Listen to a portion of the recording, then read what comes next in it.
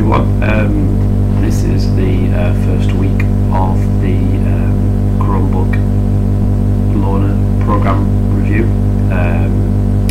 Got a few things just wanted to cover in this video, so I'll try and make it as short and nippy as possible for you.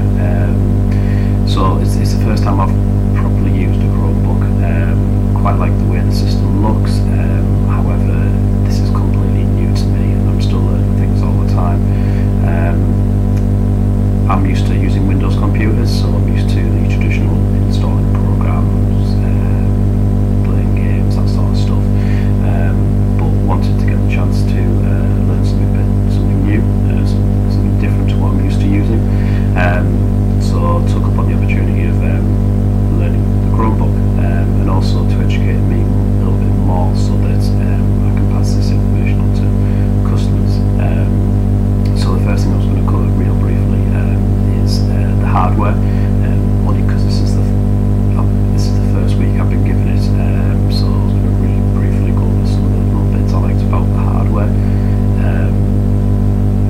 based on what I was given here. So the first thing I like is HDMI port, so that's really good for YouTube videos, Netflix, that sort of stuff. It's good to watch videos on a smaller screen, but sometimes there might be more people in the room, and it's just nice that you can be able to plug a small computer onto a bigger screen to watch videos, so I quite like that they've done that. Headphone port, the only thing I was slightly disappointed with is the quality of sound out on this device. That might vary based on the Chromebook, but so far my experience hasn't been that good, in all honesty. I listen to Spotify, I've got a premium service with them, and I like my music. So that, in all honesty, that was the first app that I tried on here, and unfortunately I was disappointed in the actual overall sound quality from this. However, the fact it's got a headphone port is great, because the quality of the headphone port was a lot better, and it's also good so you can listen to music more privately, which I think was quite good. So if there's a way of improving the sound quality, external speakers, that'd be really good. Ethernet port, now I think its main benefit is the fact is because it's a small web Chromebook, most people are going to be using this to connect via Wi-Fi in a home, or out in a cafe, or even on holiday. But sometimes you don't always get the privileges of Wi-Fi, so having an Ethernet port I think is brilliant, so that you can still be on the web and still use a device. You're not then limited just to Wi-Fi, or if the Wi-Fi is really poor, you can have a more stable connection, so that's really good. USB ports, I quite like the fact that you can plug a USB pen in, access content like photographs, documents, videos, that sort of stuff. It's just that, again, coming from a Windows user, I'm more used to doing more facilities over USB, like running it with programs installed into my computer. Now, the only thing I was able to do with the USB port was to just view content. I couldn't really do much on the USB pen, so that's just what I found from that. And then finally, webcam.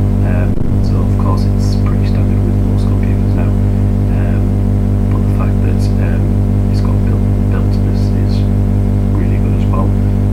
Ideal for like Skype, so you can speak to family and friends in the UK or away, so that's really good, which I'm using right now.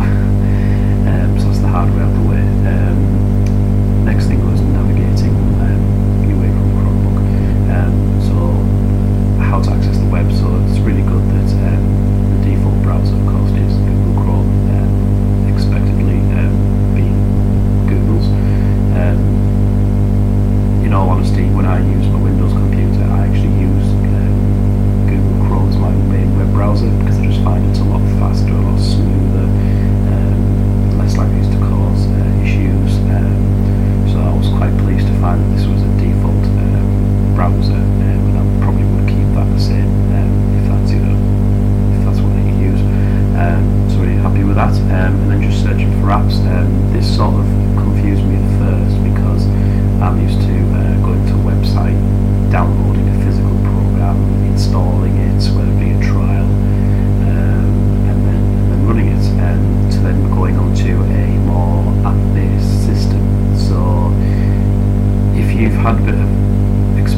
or knowledge into tablets or smartphones, then this doesn't take you very long to get your head around. But I can imagine it would confuse some people if they've never really used apps before. Maybe a bit of education into what to expect, which hopefully from this program I should be able to get more information from to then pass on to customers. But I think it'd be great if there's like a little introduction to what the apps are and what to expect differently from other types of computers. But that's just something I've noticed over this week. So that's so far how far I've got as far as navigating my way around. I'm still picking out new things and learning new things, so bear with me, and hopefully I'll have more information for the next review. Next thing was I've joined Google Plus. I've heard about it before, but in all honesty I never really got involved with it. It is confusing, but what was really nice is my mentor has actually provided me with a link to follow to get me involved in how to use Google Plus properly, what to expect from it, how it differs from other social networking sites. And in all honesty, a week on, I'm still a little bit confused. I've made a quick post on there. I think the thing that I'm struggling with the most is navigating my way around Google Plus and what things do, like what to circle, things like that basically. But again, within this week, hopefully, I should know a little bit more about that and feel a bit more confident about that. So that's where I'm at as far as the Google Plus. Accessing Google Drive. So I actually have a Google Drive account. Use it a couple of times, use it just back up things from my phone, and hopefully the next day or two I've got some photo and video content that I'm going to be uploading it from a recent car event I've just been to today and yesterday. So once I get that content available, I'll upload it and hopefully share some of it onto the Google Plus, both building my knowledge on how to share things on Google Plus and also to see if you get any responses and how people respond to stuff you've shared.